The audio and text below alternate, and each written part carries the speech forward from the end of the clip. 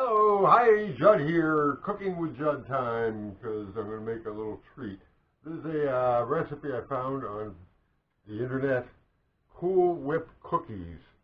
I don't know if you can see that, I'll post up a screenshot of that. Pretty simple, and if they come out like they look like they ought to be really cool. They ought to be like little donut holes, actually, is what they ought to be. So we're going to go ahead and do that. So I'm warming up the toaster oven to 350, and we're going to mix up some stuff here. And it says you can use any kind of cake mix you want. So of course I'm using gluten-free. I'm using the classic yellow, and we need an egg. So you always do your egg first. I'm actually going to use a real egg because last time I used the substitutes and that did not come out good for my stomach. Boom. This is why you do the egg first, so you can beat it up. Get it all mixed nicely. There we go. Nice blend. This box, 1 egg, and then the big secret, 8 ounces of Cool Whip. I don't know which to put in first. Woo, baby. Oh, that's good stuff. I bet you whoever invented Cool Whip never saw this coming. Ah, good. Okay, that fell out very nicely. My Cool Whip has had a falling out. Alright, now we'll put in our powder. And now, I think it will cut in first. What a strange conglomeration. This is very weird. I almost feel like I should start mixing this with my fingers. It's more like pushing it together, mashing it all together, than mixing. Mixing kind of implies that you got a somewhat liquid solution that you're blending. This is more like almost, this is like mixing dry mortar. Because when you do brickwork, you actually want the mortar to be dry. You see puddles on top of the mortar pile. That's not a good thing. That's bad mortar and it ain't going to last. You want your mortar nice and dry.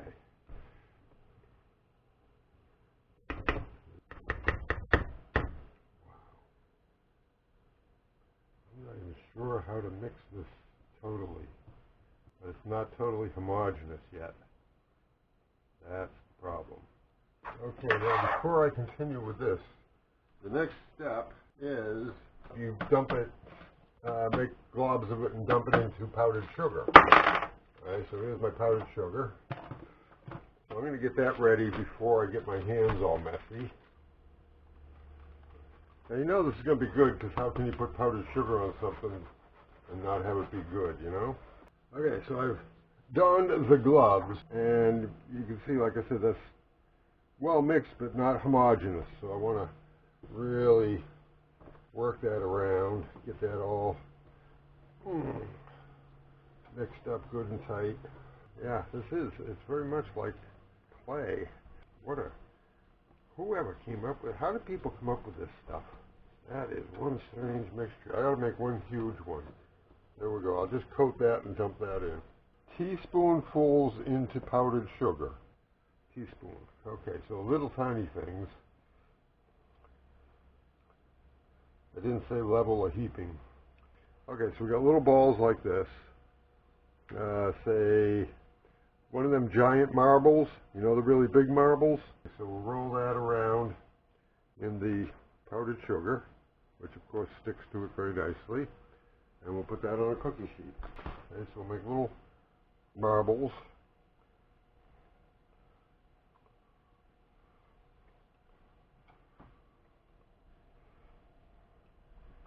Roll them around in the powdered sugar. Drop them on a cookie sheet. This could go on for a while. Is there a Nobel Prize for cooking or recipe writing? Because whoever came up with this one, man, is like one of them things that changes the universe. It'll also be interesting to see how size sensitive these are. So I'm definitely using a heaping teaspoon opposed to a level teaspoon. This one would probably be closer to a level teaspoon. I can see somebody sitting at home reading this recipe and actually carefully measuring out a level teaspoon for each one of these. Some people get very literal. I mean, don't these just look delicious already?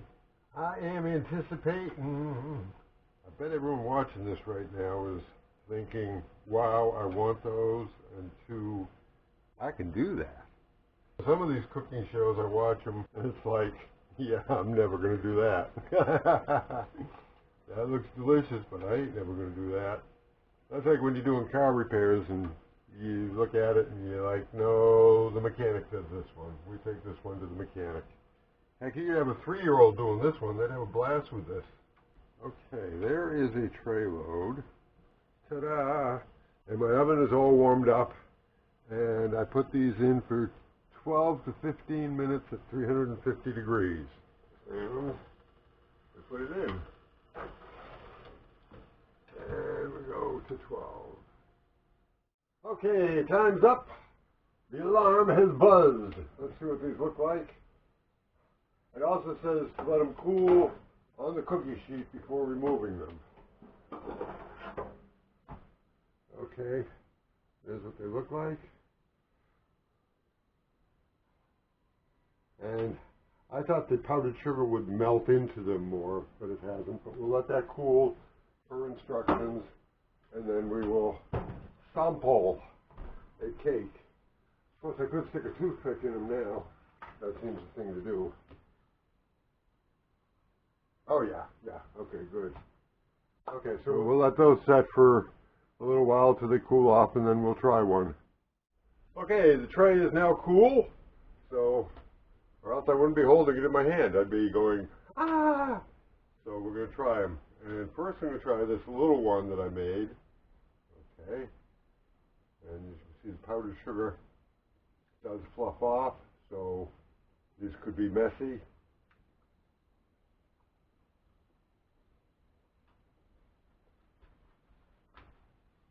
Mmm.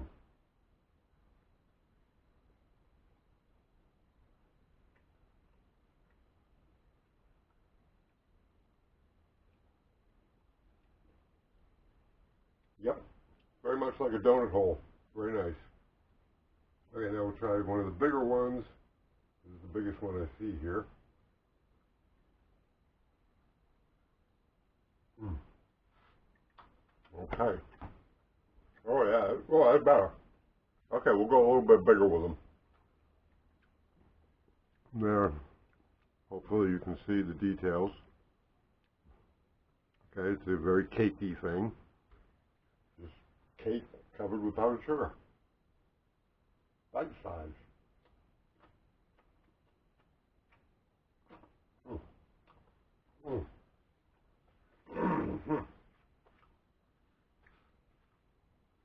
Okay, now I'm going to pack these away and then make the next batch. We'll put it on the oven here.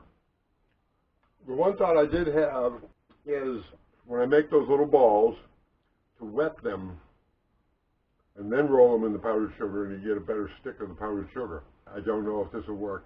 I'm going to use water because that's all I've got. I don't got milk. But I'm going to try that with the next batch. See what happens with that. I'm going to get the next batch ready. Also, I am going to coat this whole thing because the bottoms of these did not have any sugar on them. Oops, little thing. There we go, good. I'll probably know after the first one if this is a good idea or not. Oh, this is getting gooier now. After sitting here a while, this has gotten a little gooier. Interesting. Oh, no, I'm bare-handed this time, whereas last time I wasn't. That feels pretty gooey, but let's see what happens.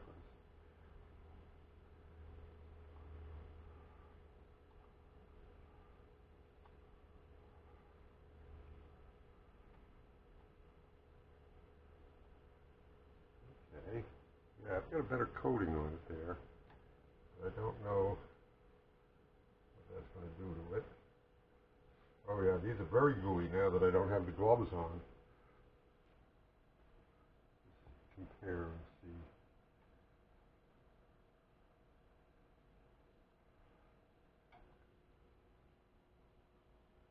Yeah, not really making a lot of difference. Okay, forget about that. Okay, so I'm going to make up the next couple of batches, and you've seen how it's done, so there you go. Oh, now it's sticking to my hands. Ah. Yeah, so definitely better to wear the gloves. Works much better with the gloves. Also, I would say it is better with the bigger ones, slightly bigger, maybe what they would call a heaping teaspoon. I'm definitely leaning that way by my taste test. And you got to break up the powdered sugar to keep it light and fluffy and grabbable. Because it packs in real tight, and then it doesn't have fluff to grip on the sticky ball. I've still got a little bit left, so there'll be a third batch.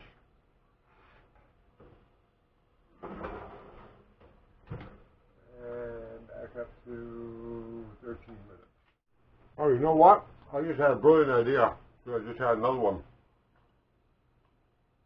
Throw some chocolate chips in, the minis.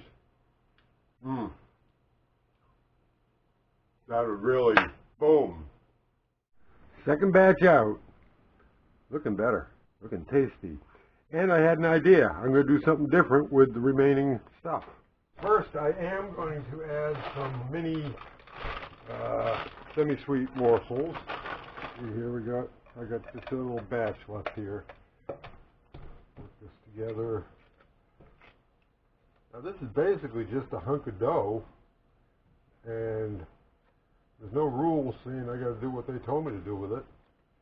So what I'm going to do with it is something a little different. I'm going to make me like a hamburger thing, a little cake. Put that in there. Whoa, ho, ho, ho. Explosion. Ooh. Oh yeah.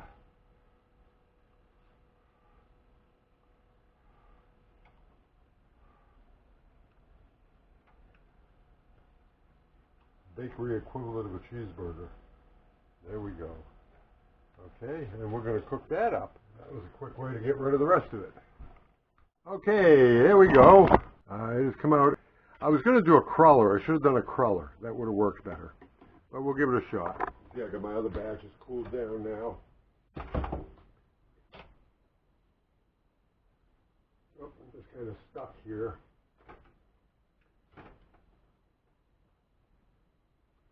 What we got?